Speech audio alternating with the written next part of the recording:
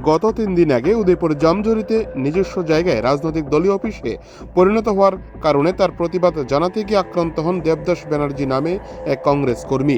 এই ঘটনায় অভিযোগের আঙুল ওঠে জামজুরি গ্রাম পঞ্চায়েতের প্রধানের বিরুদ্ধে। মারধর করা হয় কংগ্রেস কর্মী দেবদাস ব্যানার্জিকে। এই নিয়ে মামলা গড়ায় থানা পর্যন্ত।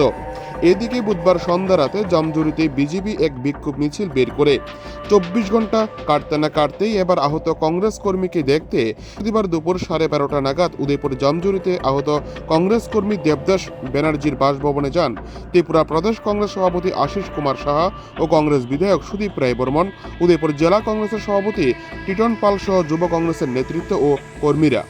সাংবাদিকদের প্রশ্নের উত্তরে দিতে গিয়ে কংগ্রেসের প্রদেশ সভাপতি আশিস কুমার সাহা বলেন, ব্যক্তিগত সম্পত্তি থেকে কংগ্রেসকে একটি জায়গা দিয়েছিলেন দেবু ব্যানার্জির পিতা হারাধন ব্যানার্জি, কিন্তু বর্তমানে এই জায়গায় শাসক দল থেকে দলীয় পতাকা লাগানোকে কেন্দ্র করে বাধা দিয়েছিল দেবু ব্যানার্জি, আর তাতে মারধর করা হয় দেবু ব্যানার্জিকে। এই ঘটনায় দোষীদের অবিলম্বে গ্রেপ্তার করতে হবে এবং গোটা ঘটনার নিন্দা জানান ত্রিপুরা প্রদেশ কংগ্রেস সভাপতি আশিস কুমার সাহা। এদিন প্রদেশ সভাপতি ও সুদীপ রায় বর্মনের উদয়পুর সফরকে কেন্দ্র করে উদয়পুর জামজুরি এলাকায় মোতায়েন করা হয় বিশাল সংখ্যায় টিএসআর ও পুলিশ বাহিনী। উদয়পুর থেকে নিজস্ব প্রতিনিধির রিপোর্ট, টিভি100 বাংলা। হারাধন ব্যানার্জি আমাদের দলের বর্ষিয়ান নেতা প্রয়াত হয়েছেন। ওনার পরিবারের যারা সদস্য সকলেই কম বেশি জাতীয়তাবাদী আদর্শে কংগ্রেস দলের প্রতি তাদের পূর্ণ আস্থা।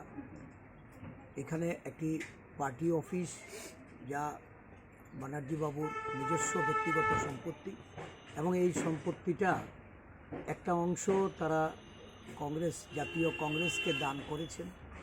এই কংগ্রেস অফিস অন্যায়ভাবে দখল করে যখন বিজেপি দলের পতাকা সেখানে উত্তোলন করা হচ্ছে, সেই সময় ওনার পরিবারের পক্ষে দেবু ব্যানার্জি, ওনার ছেলে, উনি বোধহয় এই বিষয়টা নিয়ে তাদেরকে সতর্ক করেছিলেন এবং বলেছিলেন যে এটা না করা হয়, এবং ভবিষ্যতে এটা করা হবে না বলে তারা প্রতিশ্রুতি দিয়েও পরের দিন অতর্কিত ওনার উপর হামলা করে ওনাকে আক্রমণ করে ওনার শরীরে আঘাত করা হয়, এবং এই গুরুতর আঘাতপ্রাপ্ত হয়ে উনি উদয়পুর জেলা হাসপাতালে চিকিৎসাধীন অবস্থায় ছিলেন।